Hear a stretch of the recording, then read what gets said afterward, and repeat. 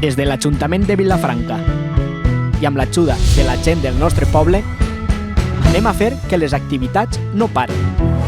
Així que ja ho saps, Vilafranca es queda a casa.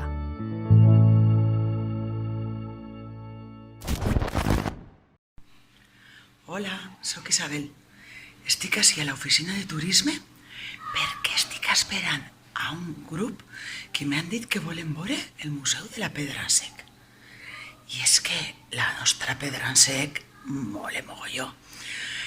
Però, clar, no sé jo com els faré a este grup la visita, perquè en lo del Covid i totes aquestes coses, anem a veure ara com els ensenyo jo el museu. I, a més, és que, clar, este cap de setmana era molt important. Per què? Perquè el dia 18 se celebra el Dia Internacional dels Museus, des de fa més de 40 anys. En este motiu, normalment, ofertaven visites guiades gratuïtes al museu.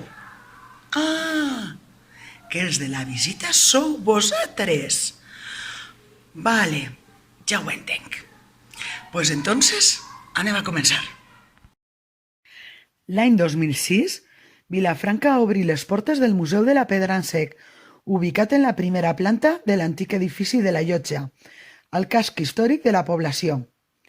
Aquest museu representa molt bé la cultura del nostre poble. Els nostres avantpassats es van veure obligats a despedregar la terra per a fer-la fèrtil i poder cultivar-la. Pastors i ramaders van anar utilitzant aquesta pedra per tal de construir tot.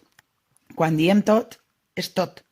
Les seues cases, ponts, pous, casetes, delimitaven camins, assegadors, i així és com van arribar a tenir més de 1.000 casetes de pedra al nostre terme, convertint-nos en una de les zones que té més construccions d'aquest tipus.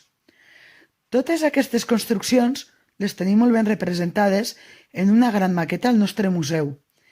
I sí, tenim molta sort de tenir gratuïtament aquest material, però no sinó a canvi d'un gran esforç.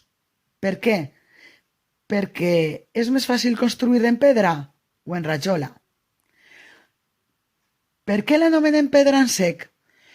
Pues tal com diu la frase, perquè en aquesta tècnica no s'utilitza res més, ni cap tipus de fang, ciment, portland, tan sols pedra.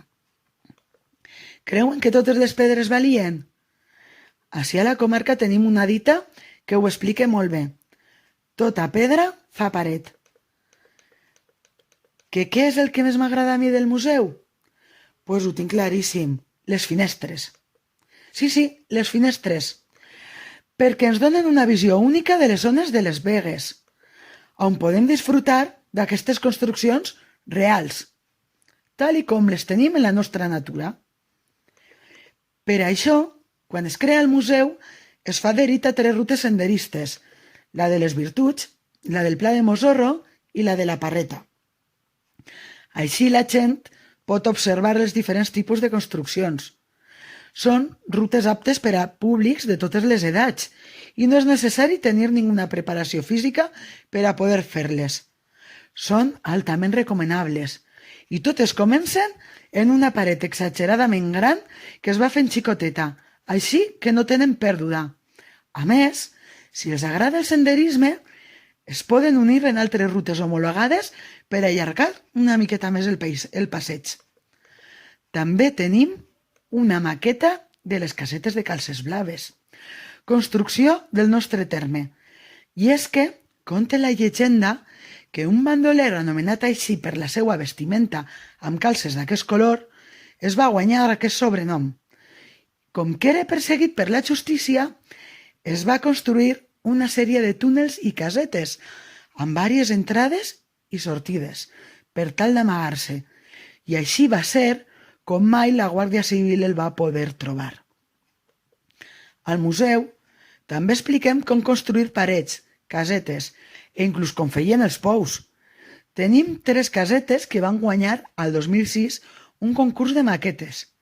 S'animarien vostès a fer la seua? Ara que està tan de moda, lo dels puzzles 3D, pues, això és un puzzle 3D molt divertit i econòmic. Sols necessiten un grapadet de pedres. Si s'animen, poden etiquetar-nos en la fotografia de la seva maqueta a les nostres xarxes socials. Bé, i fins ací arriba la nostra visita.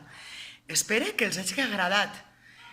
Podríem dir moltes coses més perquè el tema dona per a molt, però jo preferiria que se quedaven una miqueta en les ganes i així, quan puguen, vinguen a visitar-nos.